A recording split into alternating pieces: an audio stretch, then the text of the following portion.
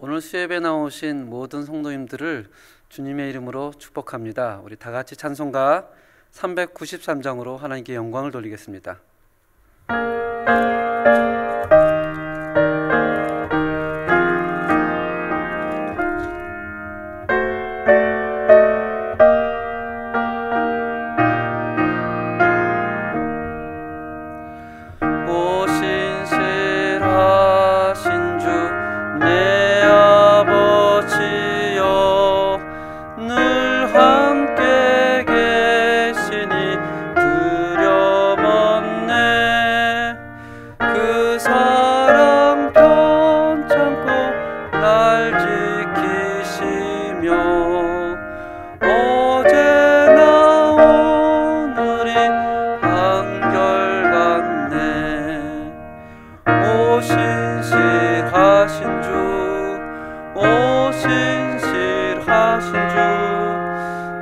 날마다 자비를 베푸시며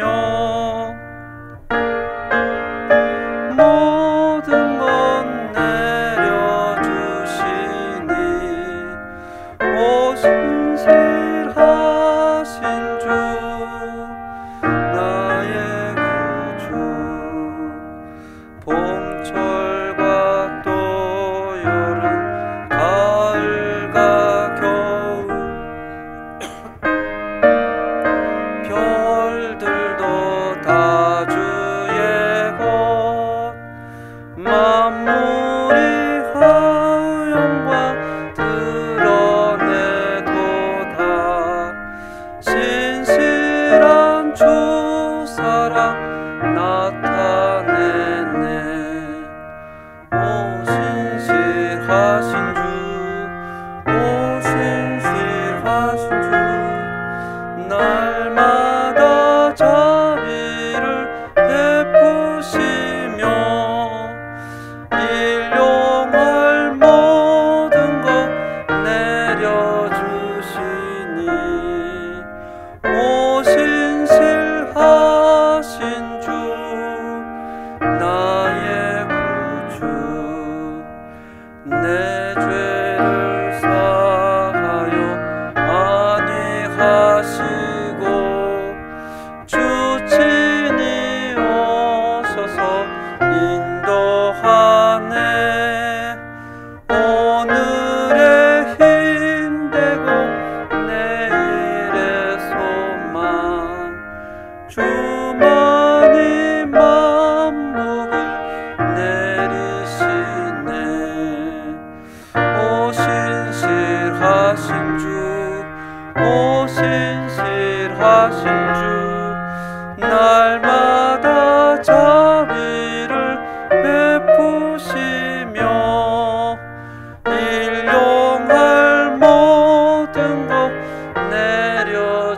내려주시니 오 신실하신 주 나의 구주 아멘. 오늘 함께 나눌 하나님의 말씀은 마태복음 3장 13절에서 17절까지 말씀입니다. 마태복음 3장 13절에서 17절 신약성경 4페이지가 되겠습니다. 신약성경 4페이지 마태복음 3장 13절에서 17절까지 말씀입니다. 함께 봉독하겠습니다. 이때에 예수께서 갈릴리로부터 요단강에 이르러 요한에게 세례를 받으려 하시니 요한이 말려 이르되 내가 당신에게서 세례를 받아야 할 터인데 당신이 내게로 오시나이까. 예수께서 대답하여 이르시되 이제 허락하라. 우리가 이와 같이 하여 모든 일을 이루는 것이 합당하니라 하시니 이에 요한이 허락하는지라.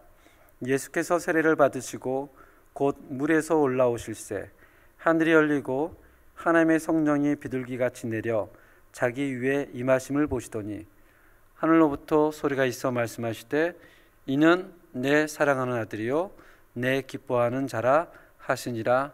아멘. 잠시 기도하겠습니다. 하나님 아버지, 또 오늘 수요일이 되어 또 함께 하나님 앞에서 말씀을 나누고 주님께 영광을 드리려고 합니다.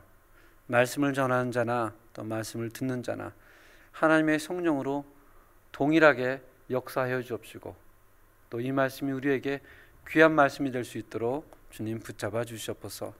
예수님의 이름으로 기도합니다. 아멘. 우리가 수요일 날은 계속해서 마태복음으로 하나님의 은혜를 나누고 있는데요.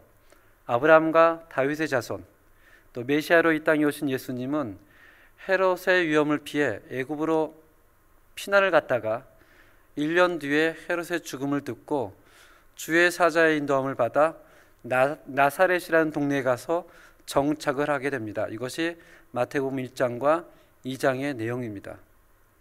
나사렛이라는 동네. 예전에 아르헨티나에서 저희 아들 친구가 한 10살 때 일인데요. 이 친구가 한국말을 잘 못합니다. 아르헨티나 태어나서 계속 스페인어만 사용하다가 어느 날 한국에 언어를 배우러 한 2개월 정도 방학 때 다녀오게 되었습니다. 이 친구가 한국을 다녀온 다음에 교회 아이들하고 얘기를 나눕니다. 한국에 대해서 얘기를 하고 또 자기 경험에 대해서 얘기를 하는데 이 친구보다 1살인가 2살 어린 교회 아이가 와서 얘기를 합니다. 헤이 화평 꾸모한다 꼬모프엔 고래야 뭐 이런 얘기를 막 나눴어요. 그랬더니 그 화평이가 그 얘기를 듣고 갑자기 얼굴이 정색을 하고 그 아이에게 뭐라 그런 줄 아세요? 갑자기 정색을 하고 그 아이를 쳐다보더니 이런 얘기를 합니다. 너 몇 살이야? 너무나 놀랬죠. 완전히 이 나라에 태어난 원주민 같은 아이인데 한국을 다녀오더니 어떤 나이 개념이 들어갔나 봐요. 친구처럼 자보다 한 2살 어린 아이가 스페인어로 얘기를 했더니 한국말로 너 나이 몇 살이야? 이런 얘기를 하더라고요. 한국에서 사람과 사람을 만나면 가장 먼저 궁금해하는 것이 저 사람은 나이가 몇 살일까? 두 번째는 저 사람은 어디에 살까입니다. 왜냐하면 그 사람이 사는 동네를 알면 대략 그 사람의 경제적인 지수가 나옵니다. 아, 저 사람은 강남에 사니, 아, 저 사람은 강북에 사니, 아, 저 사람은 일산에 사니 어느 정도의 경제적인 재력을 가지고 있겠구나. 뿐만 아니라 그 사람의 학력의 지수까지 알 수가 있어요. 그래서 그 사람이 사는 곳을 알면 대략 그 사람의 배경을 알 수가 있는 것입니다. 오늘 마태복음 2장에서 보면 예수님이 헤롯의 죽음을 듣고 주의 사자 인도를 받아 그 가족이 나사렛이라는 동네에 와서 정착하였다라고 마태복음 2장 23절에 나와 있습니다. 나사렛은 갈릴리 지역에 있는 썩 좋은 동네가 아니었습니다. 유대인들만 모여 사는 곳이 아니라 이방인들과 또 유대인과 이방인들이 혼혈인들이 모여 사는 동네였기 때문에 사실 나사렛 하면 좋지 않은 동네, 오늘 같은 비자 같은 동네, 그곳에 사는 사람들 질도 안 좋고 못 배우고 가난한 사람들. 근데 예수님이 나사렛에서 어릴 때 살았다는 것은 나사렛 예수 그리스도 하면 단순히 출신만 얘기하는 것이 아니라 약간의 경멸의 뜻이 있습니다. 저 사람은 못 배운 사람, 저 사람은 가난한 사람, 저 사람은 무지한 사람. 아이러니하게도 왕으로 오신 주님은 출생에서부터 마구간에서 출생을 하십니다. 가난한 목수의 집안에서 성장하였고 정식 교육을 받지 못했기 때문에 늘 유대인 바리새인들은 예수님을 향해서 저 사람은 교육도 받지 못한 사람, 거기다가 나사렛 출신이라는 것이 인간적으로 보면 굉장히 컴플렉스가 되는 그런 조건이었습니다. 그러면서 3장 1절 이렇게 얘기합니다. 그때에 세례 요한이. 2장 23절하고 3장 1절은 대략 약 30년의 시간이 흐른 것입니다. 이 30년의 시간이 흘렀어도 메시아를 왕을 기다리는 사람들의 갈망은 점점 커져만 갔습니다. 그 가운데 드다라는 사람도 일어났었고 갈릴리에 유다라는 사람들이 일어났었지만 그 사람들이 메시아가 아님이 증명이 되었습니다. 그때마다 사람들은 언제 메시아가 올까? 언제 하나님이 왕을 보내실까? 그런데 3장 1절에 그때에 라고 하면서 누가 등장을 합니까? 세례 요한이 등장을 합니다. 어느 날 갑자기 예수님이 나사렛에 와서 정착하고 30년이 흐르고 나서 세례 요한이라는 사람이 유대 광야의 혜성처럼 등장을 합니다. 그리고 이 사람이 외치죠. 회개하라, 천국이 가까웠느니라. 메시아를 갈망하고 있던 그 당시 사람들은 다시 한번 마음속에 소망이 일어나기 시작을 합니다. 다시 한번 마음속에 세례 요한이 혹시 메시아가 아닐까? 이 세례 요한의 등장도 등장이지만 이 사람은 외모부터가 참으로 비범했습니다. 3장 4절에 보니까 옷도 낙타털 옷을 입고 있고 사는 것도 유대 광야에 살며 음식은 메뚜기와 석청을 먹고, 그리고 외치죠. 회개하라, 천국이 가까웠다. 5절에 보면 일부의 사람만 세례 요한을 찾아온 것이 아니고요, 이때 예루살렘과 온 유대와 유단강에 있는 사방에서 많은 사람들이, 이 말은 거의 다 왔다는 얘기입니다. 거의 모든 사람들이 세례 요한을 보러 그 앞에 나왔습니다.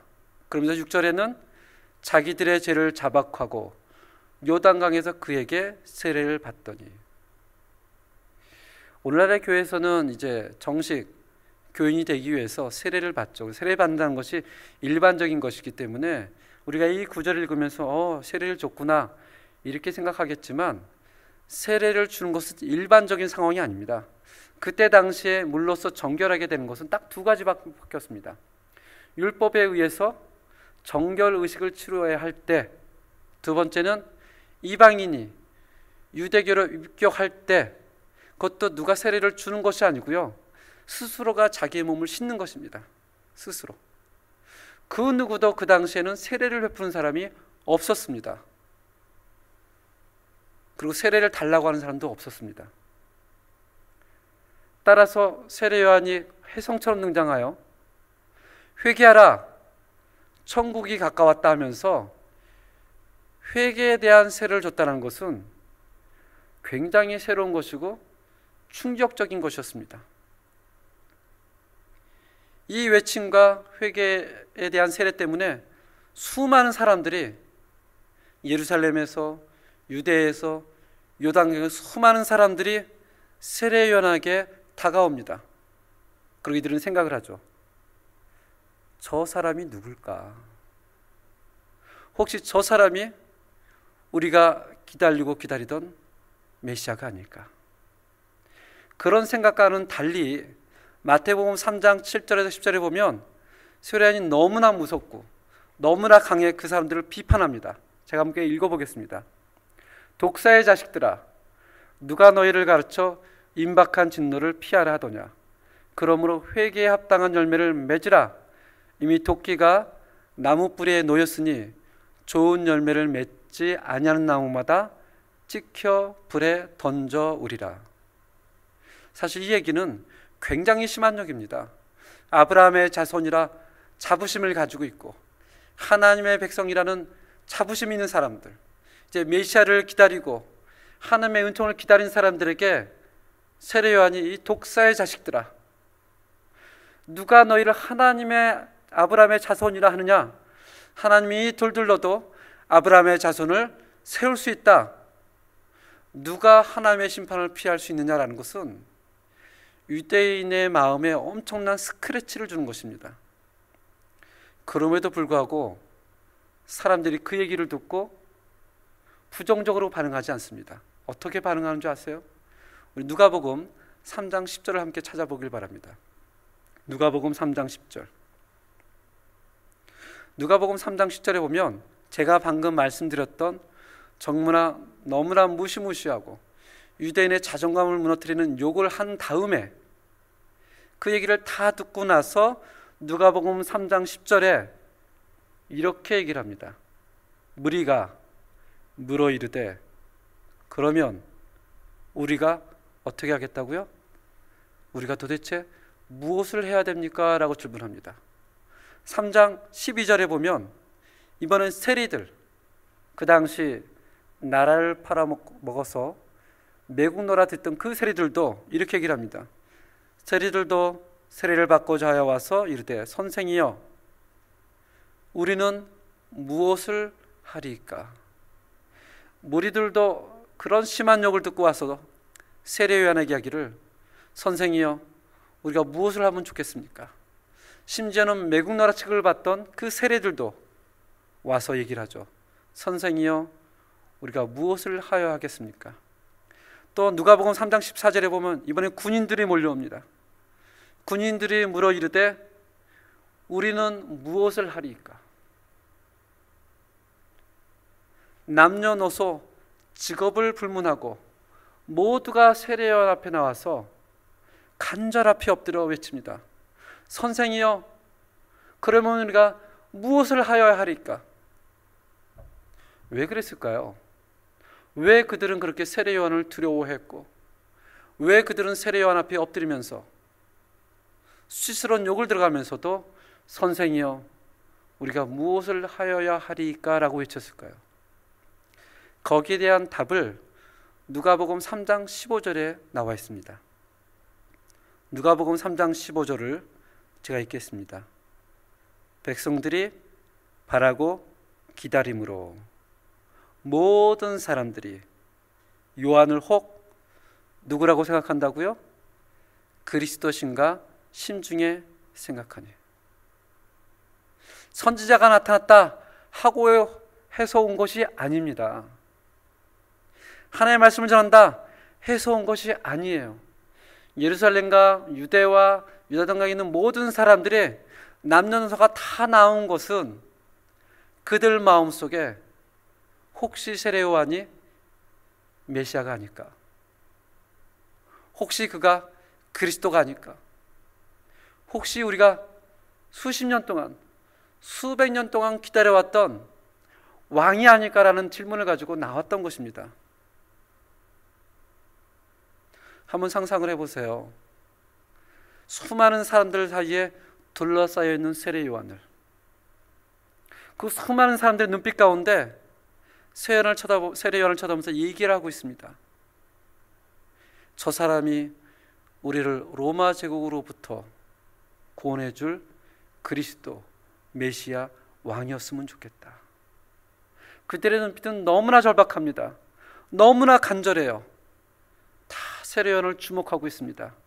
심중에는 이미 그가 메시아임을, 그리스도임을, 왕임을 확신하고 있는 것입니다.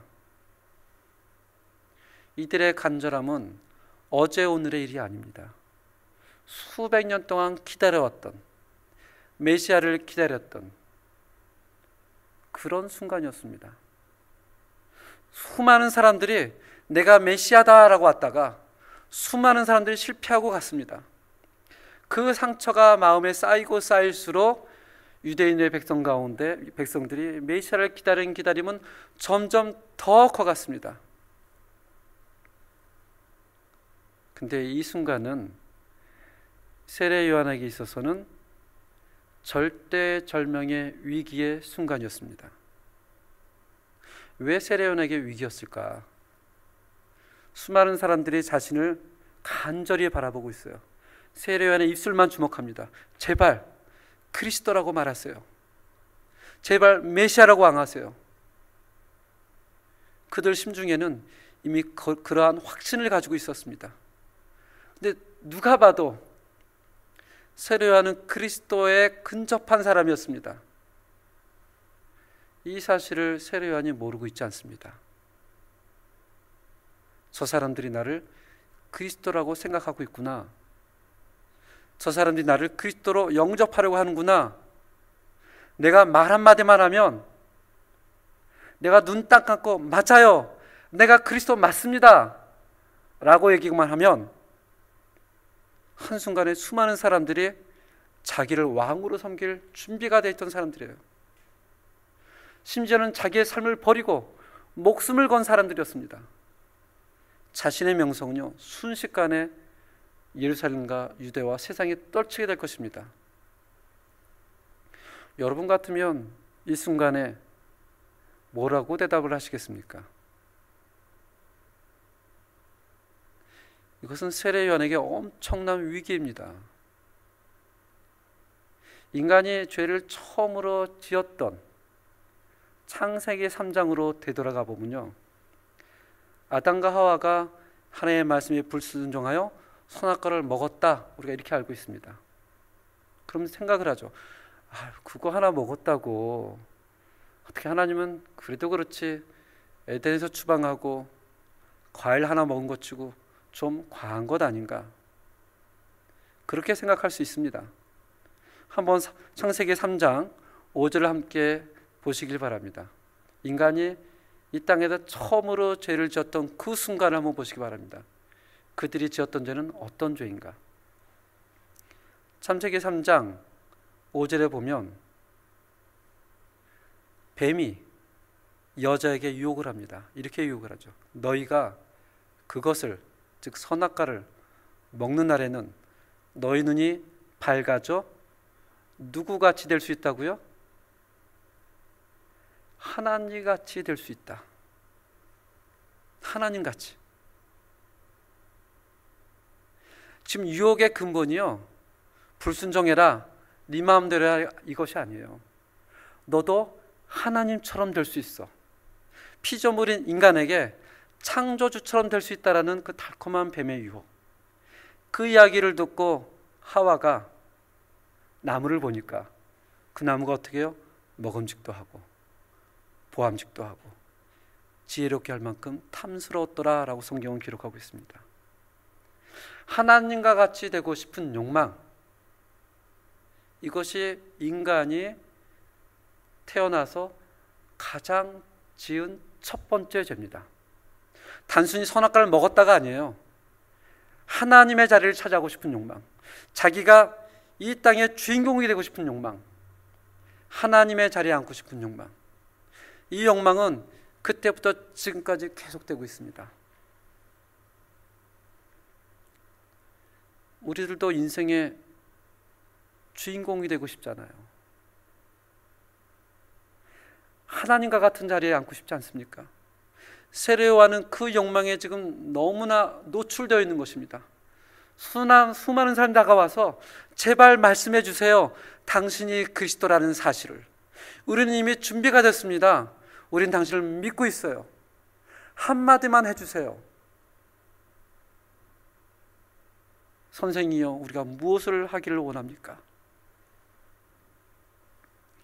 너무나 위험한 순간이죠. 요한복음 1장을 한번 잠깐 보시겠습니다. 요한복음 1장. 요한복음 1장에 보면 이제는 백성들이 심중에 그리스도인가 라고 생각했다는 것뿐만이 아니라 구체적으로 예루살렘에서 제사장들과 레위인들을 세례요한에게 보냅니다. 그래서 구체적으로 공개적으로 묻는 질문이 나옵니다. 요한복음 1장 19절에 보면 이렇게 얘기를 합니다. 유대인들이 예루살렘에서 제사장들과 레위인들을 요한에게 보내요. 내가 누구냐? 물을 때에 요한의 증언이 이러하니라. 이제는 심중을 넘어서 종교계를 대표하는 제사장과 레위인들이 공식적으로 파송을 받은 겁니다. 그리고 세례요한에게 묻죠.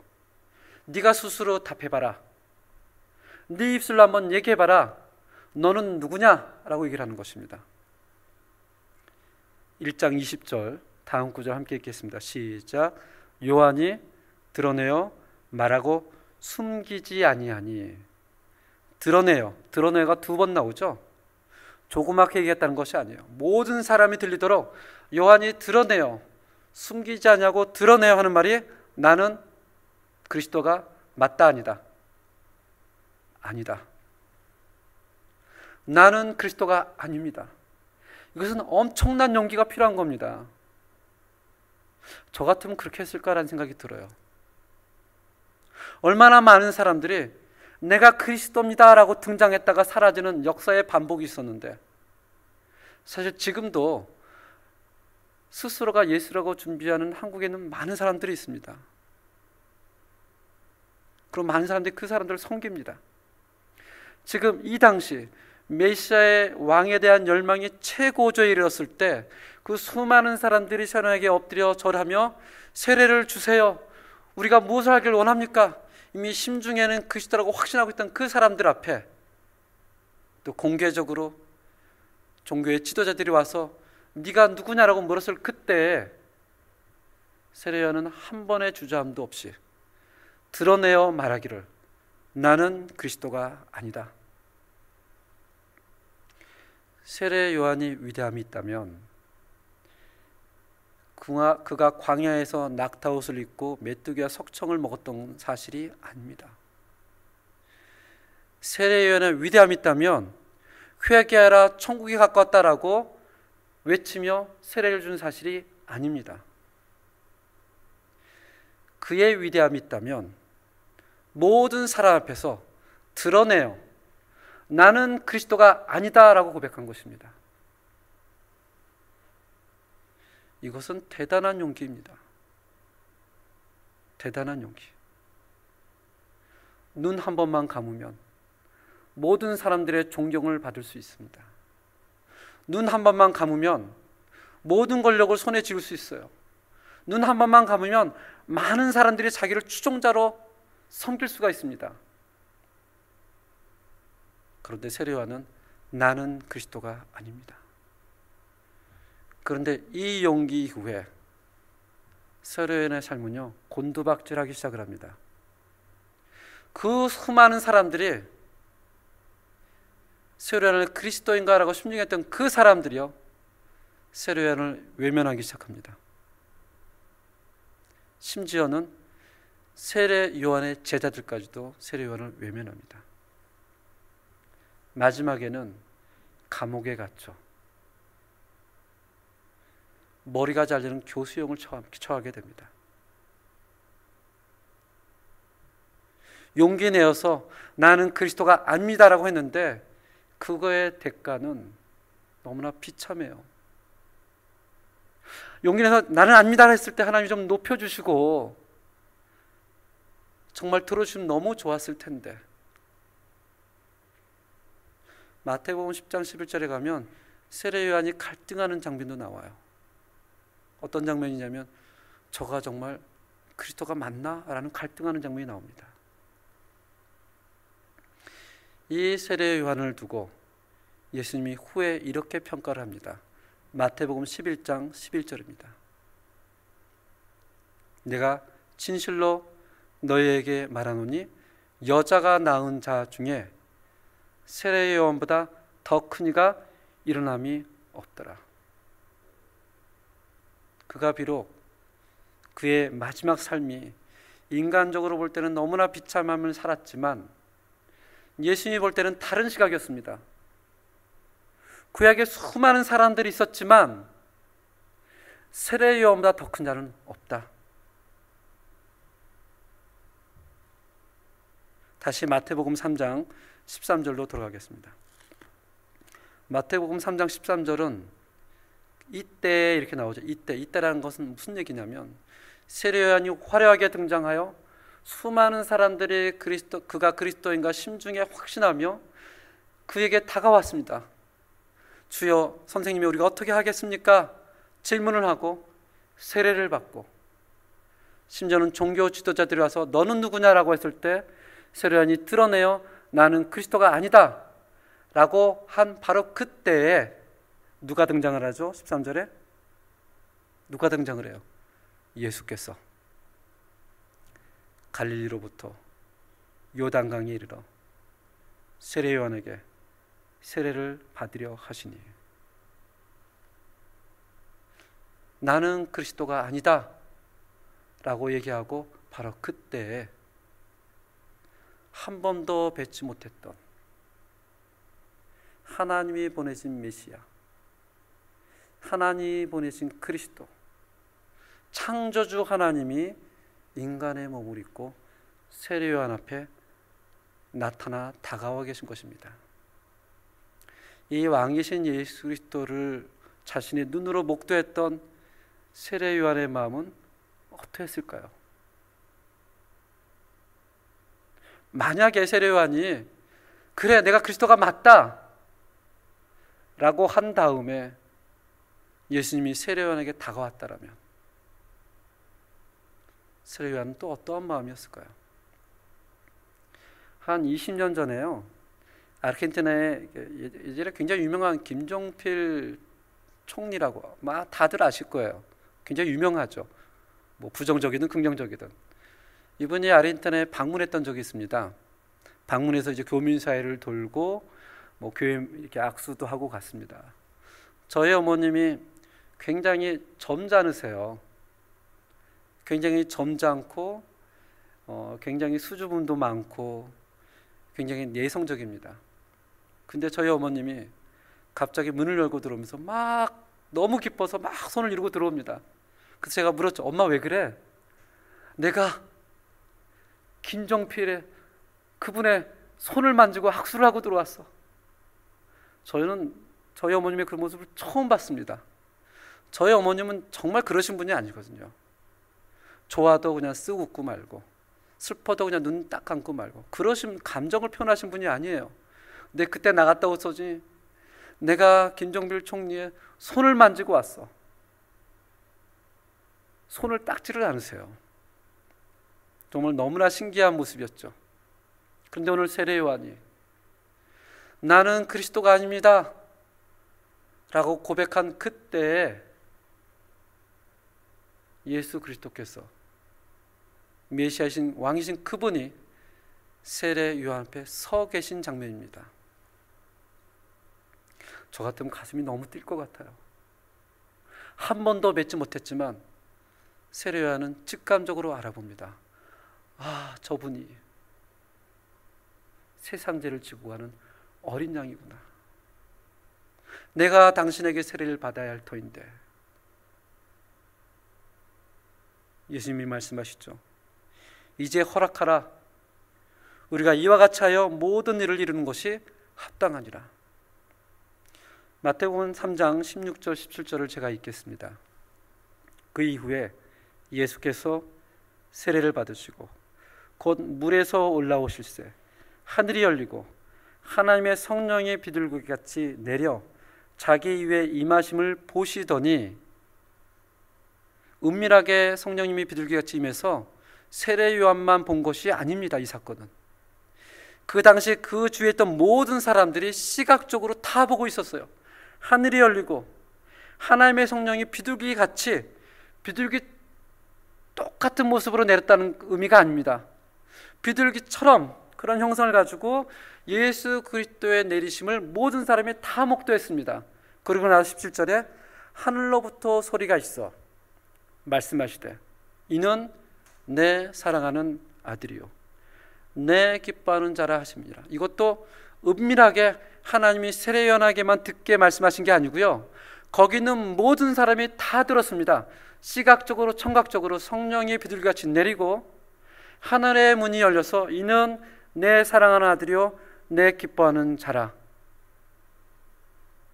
하나님께서 직접 예수 그리스도를 향하여 이가 그리스도다, 이가 메시아다, 이가 왕이다라고 선포하는 놀라운 광경이 오늘 마태복음 3장에 기록된 것입니다. 이것을 우리는 왕의 대관식이라고 얘기를 해요.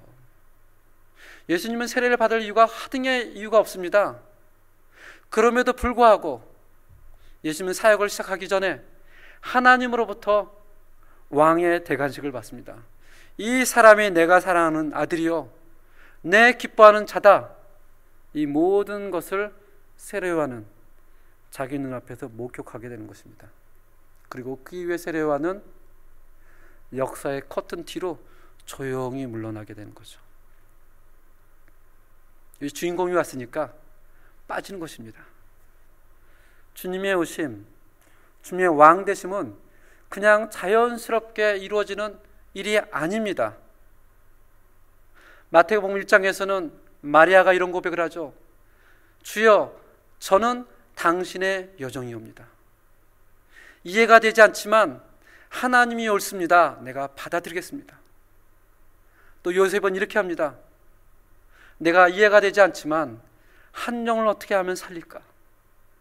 마태복음 3장에 와서는 세례 요한, 자기 한마디에 모든 권력과 모든 명예와 모든 것을 다 성취할 수 있었지만 그는 드러내놓고 나는 그리스도가 아닙니다. 이 사람들의 헌신 가운데, 이 사람들의 순종 가운데 예수 그리스도께서 모든 사람이 보는 앞에서 왕의 대관식을 가졌다는 사실입니다. 하나님의 구원사에게 굉장한 중요한 비밀이 있습니다. 하나님은 언제나 사람을 통하여 역사하신다는 사실입니다. 이것은 하나님의 법이에요. 창세기부터 요한계시록까지 언제나 하나님은 사람을 들어서, 심지어는 예수 그리스도의 오심조차도, 그의 왕되심조차도 하나님은 마리아를 들어 사용하시고 요셉을 들어 사용하시고 또 세례 요한을 사용하여 두시고, 제가 현지인들 세미나를 하면 세미나에서 외치는 이제 주제 표어가 있습니다. 우리 김정석 목사님은 잘 아실 텐데요. 스페인어로 이렇게 합니다. 오른손을 들고 신돌로르 신 프루토. 이 말은 말 그대로 고통이 없이는 열매가 없습니다. 노아이 알모르소스 그라티스. 이 스페인어로 그런 격언이 있죠. 세상엔 공짜가 없다. 우리의 삶 가운데, 우리의 자녀의 삶 가운데, 교회 가운데 주의 왕되심이 나타나는 것은 우리들의 헌신이 없고 우리들의 겸손함이 없으면 그냥 나타나는 것이 아니라는 사실입니다. 저는 예수 그리스도의 왕되심이 여러분과 저의 삶 가운데 정말 나타나길 원합니다. 정말.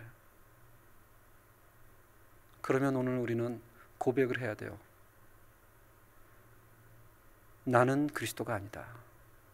오직 그리스도는 예수 그리스도이십니다. 예수님만 화려한 스포트라이트를 받게 해주고 조용히 퇴장할 줄 아는 사람, 그런 사람이 여러분과 제가 되기를 주님의 이름으로 축원드립니다. 우리 잠시 한 목소리로 기도하는 시간을 갖겠습니다. 하나님, 우리의 삶 가운데 왕 되신 주님이 나타나 주시옵소서. 그 앞에서 나는 주인공이 아닙니다. 나는 그리스도가 아닙니다. 나는 종입니다. 나는 주를 섬기는 종입니다. 라는 고백을 할 수 있기를 바라겠습니다. 함께 기도하겠습니다.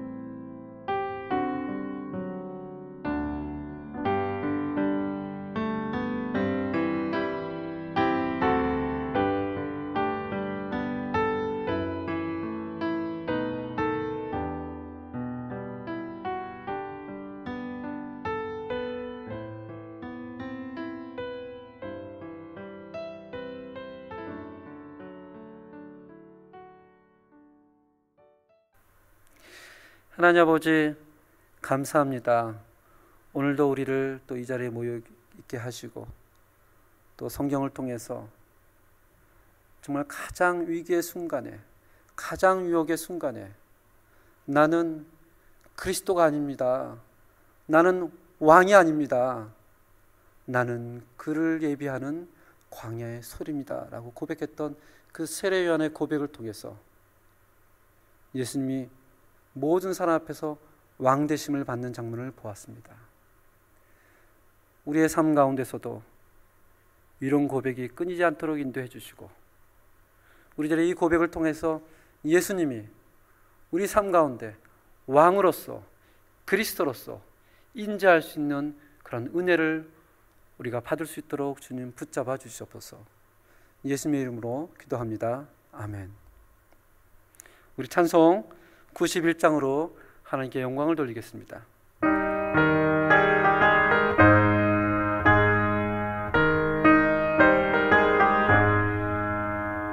슬픈 마음 있는 사람 예수 이름 믿으며 영원토록 변함없는 기쁜 마음 얻으리.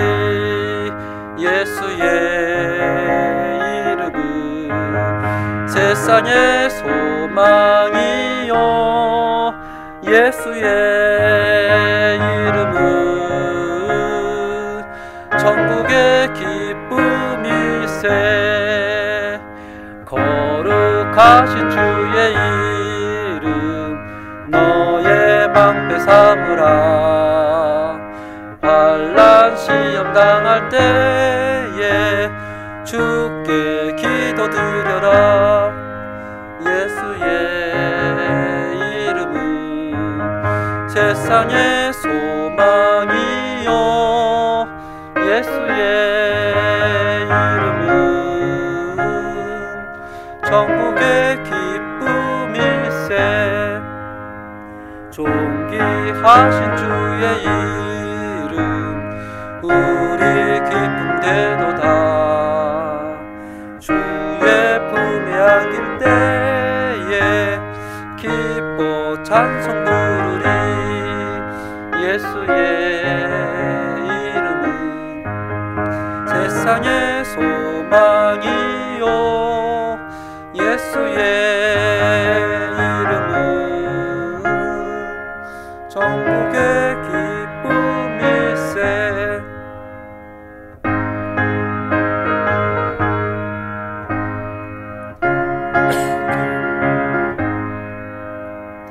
왕의 왕께 경배